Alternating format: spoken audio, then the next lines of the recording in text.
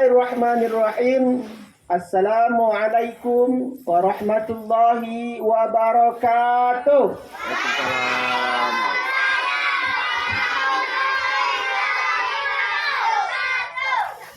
Peringatan pada malam hari ini yaitu peringatan Maulid Nabi Muhammad SAW. Baginda Rasulullah SAW dilahirkan di mana?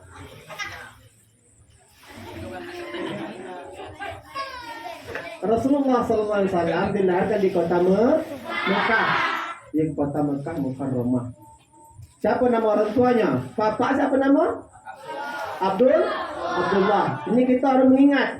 Jangan kita nama artis tahu, nama Rasulullah kan tahu itu sebenarnya. Paling tidaknya nama pertama bapaknya siapa? Abdullah. Emaknya siapa? Siti Aminah. Atoknya siapa nama? Abdul Muthalib. Kemudian pamannya siapa? Abu Thalib. Pamannya banyak. Kenapa nama ini yang perlu kita ingat? Nah, orang-orang ini pertama Abdullah itu bapak daripada Rasulullah SAW. Rasulullah SAW ketika masih dalam kandungan 3 bulan, kata salah 3 bulan, itu dia udah kehilangan seorang ayah, udah jadi anak yatim. Masih dalam kandungan sudah menjadi anak yatim. Jadi Rasulullah SAW ini kalau masih dalam kandungan, kita bayangkan kalau masih dalam kandungan sudah menjadi seorang yatim. Kemudian selama itu lahir dia pada tanggal 12 Rabiul Awal tahun gajah. Pertanyaannya kenapa disebut tahun gajah? Kenapa? Apa nama? Pasukan gajah. Kenapa pasukan gajah tuh namanya? Gajah mada, gajah apa? Gajah apa nih? Thailand kan? Gajah apa? Pasukan Praha. Kenapa bisa disebut tahun itu tahun gajah? Karena perang gajah. Ada yang tahu? Angkat tangan. Yang mengirimkan gajah pas kelahiran Nabi Muhammad. Mengirimkan pasukan gajah pas kelahiran Nabi Muhammad Raja apa? Hafsah. Ngapa dikirim ke sana? Untuk apa? Untuk menyebut dengan Rasulullah lahir macam mana nih? Untuk mengaturkan lahir. Nah. Kan Al-Quran terjemahan. Kita nggak ada Al-Quran terjemahan. Kan Al-Quran terjemahan. Ini. Jadi gini, pada saat Baginda Rasulullah SAW lahir, situasi pada saat itu di kota Mekah terjadinya perang. Kenapa bisa terjadi perang? Karena pada saat itu bahasa Melayu dulu ya, ajaran. Pada saat itu pas Raja Abraha, dia tidak mau banyak orang-orang pergi ke Mekah.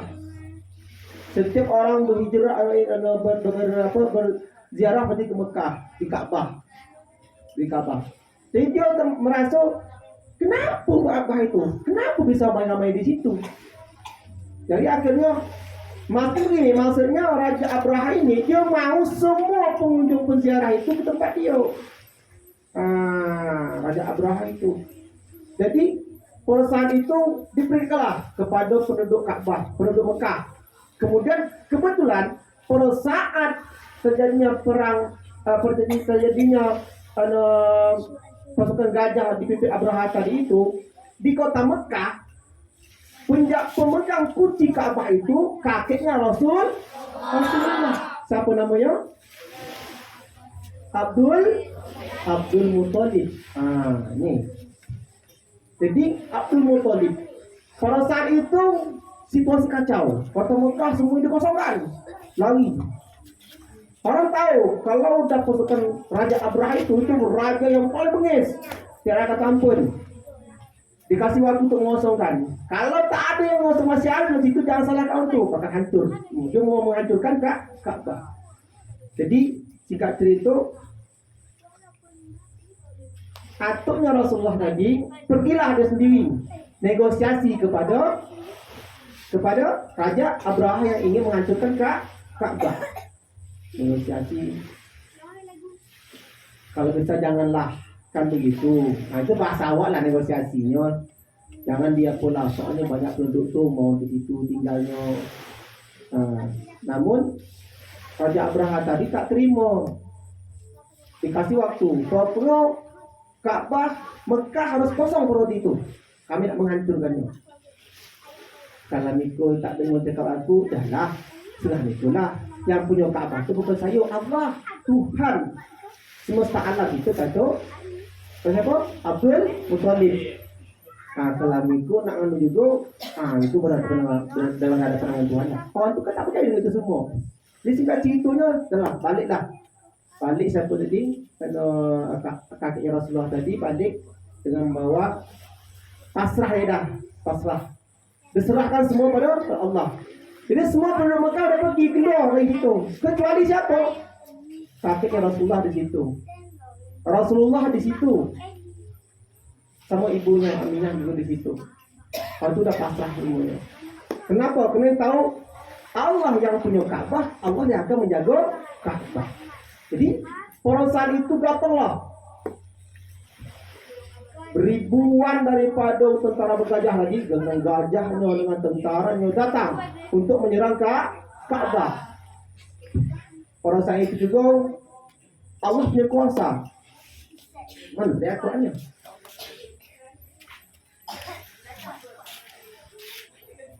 Jadi Allah punya kuasa. Kalau Allah punya kuasa, Allah bilang apa? Kun fayakun. Jadi maka jadilah. Jadi Allah tak banyak. Kalau orang itu gajah itu besar. Ini gajah itu besar. Kalau besar lawannya ke kecil. Jadi Allah kirimkan burung ababil. Maka turunlah ayat dalam Al-Quran. Bismillahirrahmanirrahim. Alam tara kaifa fa'ala rabbuka bi ashabil fil. Alam yaj'al kaidahum fi tadlil wa arsala 'alaihim tayran ababil tarmihim bi'ijaratin min sijil faja'alahum ka'asfin ma'kul. Sallallahu alaihi. Jadi di dalam surah Al-Fil, ini surah Al-Fil, kenapa surah Al-Fil itu surah gajah tadi? Al-Fil itu artinya gajah. Kata Allah, tidakkah kau perhatikan bagaimana Tuhanmu telah bertindak terhadap pasukan gajah? Bukankah dia telah menjadikan tipu daya mereka itu dengan kesia-siaan? Dan dia mengirimkan kepada mereka burung yang berbondong-bondong yang melempari mereka dengan batu dan tanah liat yang dibakar, sehingga mereka dijadinya seperti daun-daun yang dimakan udan. Jadi pada saat kejadian itu Allah turunkan segerombol burung ababil. Burung itu membawa batu dari neraka. Datang macam tusuk dan datang melindungi Ka'bah. Sebelum sampai orang itu di pintu Ka'bah, semuanya dilempar dengan batu. Bayangkanlah, batu neraka. Kalau api mungkin batu aja, tapi kalau batu panasnya macam mana tak bisa digambarkan dia berpanas ni.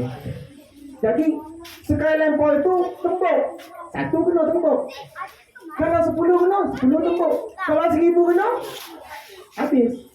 Jadi arti gini, sekali lempar dijatuhnya karena batu itu dijatuhkan langsung mengenai pasukan bergajah tadi. Pertama pasukan bergajah itu dia berlempar ke batu. Jelas mati. Kedua dia diinjak sama gajah. Bila gajah ketakuran tu, gajah pun tak mau, takut. Kenapa? Allah itu berkehendak. Gajah tak mau pergi ke situ, sampai situ berbalik lagi. Gajah pun lari kemana-mana, lari. Mengapa? Yang mati di saat itu kebanyakan manusia. Gajahnya lagi. Gajah besar-besar. Jadi akhirnya habislah pasukan bergajah tadi. Dilempar dengan batu yang dibawa oleh burung ababil. Singkat ceritanya, amanlah kota Mekah tadi. Maka hari itulah disebut tahun gajah. Itulah alasan kenapa disebut tahun gajah. Kemudian pada Rasulullah Sallallahu Alaihi Wasallam ini dia lahir dalam keadaan suci. Udah, kalau bahasa kita udah sunat dia dah. Lahir udah sunat dia. Lahir udah sunat. Kemudian kalau menurut apa tuh? Kalau menurut sejarahnya ada dalam buku itu pernah saya baca, itu yang menjadi bidannya adalah Siti Maryam. Kalau menurut pernah saya baca, tapi itu kurang apa juga. Yang jelasnya Rasulullah lahir ke dunia ini dia yatim piatu, udah dalam keadaan suci. Maka dari itu semua laki-laki wajib bersunat. Ada yang bersunat sini? Bersunat lah. Kalau bersunat. Kemudian setelah Rasulullah lahir ke bumi, makanya seperti biasa itu di dalam budaya orang Arab Quraisy pada saat itu. Ingat Rasulullah dari Quraisy ya, dari Arab Quraisy, suku Arab Quraisy. Semua anak dikumpulkan anak semuanya. Dan kita balik lagi pada peristiwa lahirnya Rasulullah ini. Rasulullah lahir pada tanggal 12 Oktober awal tahun gajah. Itu semua api padam. Semua api padam. Termasuk api neraka. Terus api neraka padam. Kemudian timbul cahaya terang. Timbul cahaya terang. Kemudian semua berhala yang sebanyak 360 kurang lebih yang ada di dalam Ka'bah itu semuanya hancur, ribut di situ, semuanya hancur. Kemudian ada cahaya yang luar biasa. Itu merupakan ciri-ciri yang diketahui oleh seorang pendeta daripada Yahudi pada saat itu. Dia nampak ada cahaya yang luar biasa. Cahaya itu sebagai tanda bahwasanya ada pemimpin, seorang nabi terakhir, pemimpin akhir zaman, seorang nabi terakhir yang akan menyelamatkan umat manusia, ya, yang akan menyelamatkan umat manusia. Dicari Rasulullah itu sama pendeta itu, dicari. Kalau dapatkan itu, mungkin udah dibawa itu, tapi tak mungkin. Kenapa? Karena Rasulullah sangat disayang dijaga oleh Allah, disayang oleh keluarganya, Jadi singkat itu Rasulullah mulai besar. Rasulullah diberi nama. Itu waktu pemberian nama, semua orang namanya disebut dengan nama biasa saja. Keluar dari sebut nama anaknya, semuanya 7 pedang. Pada Rasulullah, atuknya beri nama, masuk Ka'bah, keluar dari Ka'bah, sebut namanya Muhammad. Itu orang lain itu diam. Kenapa? Karena tidak ada orang pada saat itu nama Muhammad. Heboh. Ini jadi suatu Muhammad. Apa namanya ini? Kan gambar itu dah. Apa namanya ini? Apa nama Muhammad? Orang biasa nama Hasan, jangan itu. Apa ini Muhammad? Tapi itu kalau diangkatnya seperti itu Muhammad. Rasulullah orang semuanya Muhammad. Muhammad. Maka nama Rasulullah itu diberi oleh kakeknya Abdul Abdul Muthalib. Nah, Muhammad. Sejak itu dia tumbuh menjadi remaja. Remaja Rasulullah Sallallahu Alaihi Wasallam pada saat dia remaja dia dijaga dirawat oleh siapa? Paman. Berumur berapa Rasulullah itu anak emaknya Rasulullah wafat? Berapa? Berapa? Berapa? Emaknya wafat. Nah, ada yang tahu? Umur berapa tahun? 6? Betul tuh? Pada saat berusia 6 tahun emaknya wafat. Di mana wafatnya?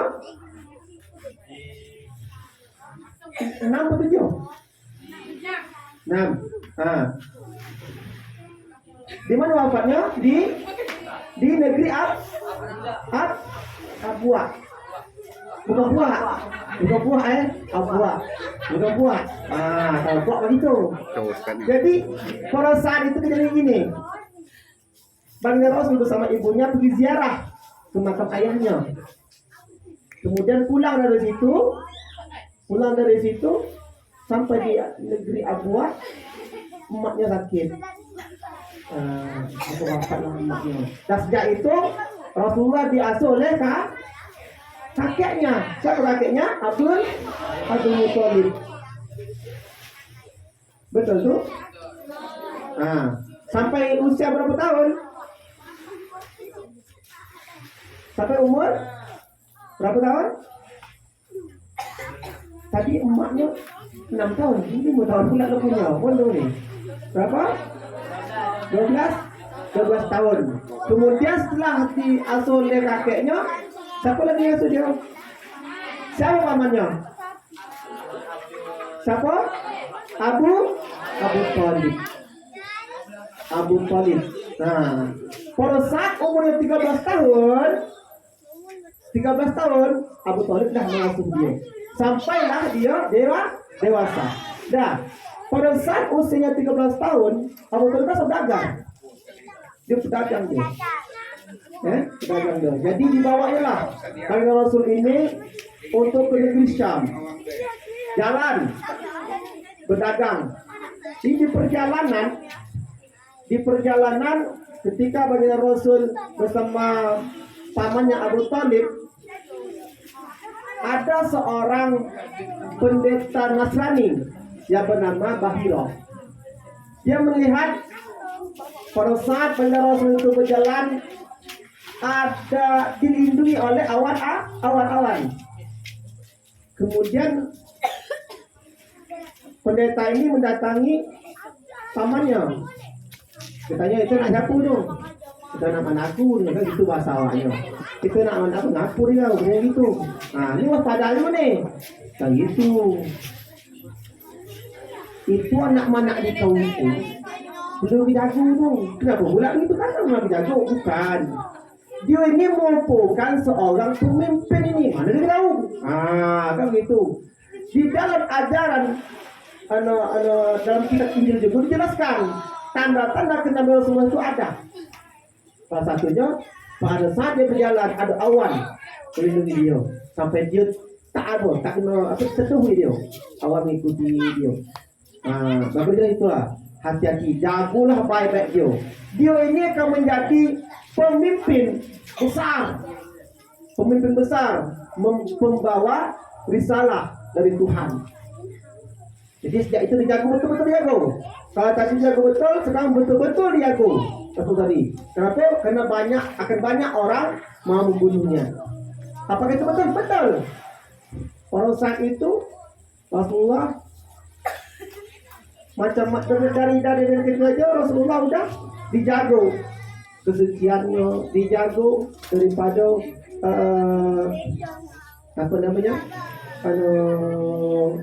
perbuatan-perbuatan yang mungkar. Kembali kita lagi, Rasulullah ini juga pengembala. Apa di malang dia? Domba. Domba itu apa? diri. Bersama siapa dia mengembala? Bersama siapa? Anak daripada Halimatus Sa'diyah. Halimatus Sa'diyah siapa? Siapa Halimatus Sa'diyah itu? Halimatus Sa'diyah itu merupakan ibu susu Rasulullah Sallallahu Alaihi Wasallam. Kebiasaan daripada kalau kita kembali lagi balik ini ceritanya tarik untung maju mundur ya. Jadi Rasulullah itu kebiasaan bangsa Arab kalau ada anak lahir itu dia akan berikan dicarikannya ibu susu yang tinggal bukan kota tapi di perkampungan. Kenapa? Di perkampungan itu masih asli, masih istilahnya masih tidak ada kalau kita sini pupuk macam-macam minuman makanannya dah. Kalau itu masih asli. Jadi pada saat itu sebelah susunya apa doai? Sebelah tak ada. Sebelah tak ada. Tapi Rasulullah Sallallahu Alaihi Wasallam Allah punya benar di jadi akhir dua kalau Rasulullah Isab itu dua. Itu Allah punya perintah. Jadi singkat ceritanya tadi Halimatus Sa'diyah itu ibu susu Rasulullah. Dan Rasulullah ketika dia tengah mengembala kambing itu dia hilang. Hilang. Jadi singkat ceritanya hilang ditemukan lagi. Jadi ini penuh jelasnya Rasulullah SAW itu manusia yang betul-betul dijaga keimanannya oleh Allah Subhanahu Wa Taala. Mulai dia daripada lahir sampai dia remaja, sampai dia beranjak dewasa, sampai dia menjadi seorang Rasul. Pada Rasulullah SAW diangkat jadi Rasul pada usia berapa? 40. 25 itu apa? 25 itu apa? Ingat ya. Pada saat 25 tahun Rasulullah nikah. Umur Rasulullah 25 tahun dan nikah. Nikah sama siapa? Masih nikah sama maknya aku di sini. Siti Khadijah. Siapa Siti Khadijah itu? Janda kaya. Ngomong dong. Janda kaya. Siti Khadijah itu merupakan saudagar juga, janda kaya, orang paling kaya pada saat itu. Jadi Rasulullah ini merupakan anggota dia. Dia kan berdagang. Jadi Rasulullah ini berdagang menjualkan perdagangan milik Siti Khadijah tadi. Dia jujur orangnya. Akhirnya dilamarlah dia. Dilamar dia sama Siti Khadijah. Dia tak mau lelaki itu maksudnya. Itulah bahasanya. Tapi sesuai nasunya pada saat usia Rasulullah tadi 25 tahun, usia Siti Khadijah 40 tahun. Berarti setengah ya, setengah. Beda 40 sekarang 40 duduk. Mungkin celawah lagi. Kan itu. Jadi nikahlah Rasulullah bersama Siti Khadijah pada usia 25 tahun lagi. Singkat cerita pada usia 40 tahun Rasulullah diangkat menjadi Rasul. Rasulullah diangkat menjadi Rasul. Perintah pertamanya apa? Bukan. Perintah pertamanya apa? Rasulullah diangkat menjadi Rasul pada saat usia 40 tahun dan wahyu pertamanya apa? Itulah perintah pertamanya. Iqra. Itu wahyu pertama. Perintah pertama disuruh itu belajar. Bacalah. Iqra. Bacalah dengan nama Tuhanmu yang menjadikan. Iqra. Itu perintah pertama, yaitu di Gua Hira. Kita ceritanya Rasulullah ini menjadi Rasul. Anak ini kalau jatuh orang, aku udah dia ayo. Usah. Campak ke laut. Allahu Akbar. Jadi Rasulullah diangkat di Rasul pada usia 40 tahun dan perintah wahyu pertama yaitu surah Al-Alaq ayat 1 sampai 5. Nah, Iqra bismi rabbikal ladzi khalaq khalaqal insana min 'alaq. Iqra wa rabbukal akram alladzi 'allama bil qalam 'allamal insana ma lam ya'lam. Jadi kita disuruh baca dengan nama Tuhan telah menjadikan umat manusia. Dia itu tahu, tak tahu menjadi tak tahu. Jadi intinya Rasulullah SAW diutus ke dunia ini untuk memperbaiki akhlak. Pada saat itu di tanah Arab disebut dengan zaman jahiliyah. Tahu jahiliyah? Bodoh. Bodoh. Apa semua bodoh? Arti bodoh ini apa? Orang bukan bodoh tak tahu satu sama satu dulu. Bukan. Yang benar jadi salah, yang salah jadi benar. Jadi orang yang bodoh itu tak bisa membedakan mana betul mana salah. Jahiliyah. Ya, maka Rasulullah. Makanya umat manusia berpindah dari alam jahiliyah kepada alam terang benderang yang diterang dengan ilmu pengetahuan. Adanya Al-Quran yang menjadi pedoman umat manusia seluruh jagat raya. Singkat ceritanya, dengan momen Maulid Rasulullah SAW ini, marilah bersama-sama kita belajar lebih giat lagi menjadi anak yang soleh dan solehah. Mudah-mudahan Allah Subhanahu wa Ta'ala akan mengangkat derajat kita hendaknya. Amin ya rabbal alamin. Mudah-mudahan Allah Subhanahu wa Ta'ala menerima semua apa yang kita mintakan. Amin ya rabbal alamin. Mudah-mudahan Allah Subhanahu wa Ta'ala menjadikan kita ini orang-orang yang bertakwa. Lebih kurang itulah ini. Mudah-mudahan apa yang sampai ini ada sedikit banyak bisa kita ambil. Yang betul dari saya sendiri, yang betul dari Allah, yang salah, berbanyak salah tak betul dari saya. Salah dari saya sendiri kerana saya merupakan manusia biasa yang tidak dari kealpaan, kesalahan. Kita apa sama Allah Subhanahu wa Ta'ala. Mudah-mudahan Allah Subhanahu wa Ta'ala memberikan kita semuanya kemaafan. Allah Subhanahu wa Ta'ala menerima semua apa yang kita harapkan, apa yang kita minta, apa yang kita doakan. Amin. Baiklah, kita tutup acara kita pada malam hari ini dengan bacaan doa. Alhamdulillah.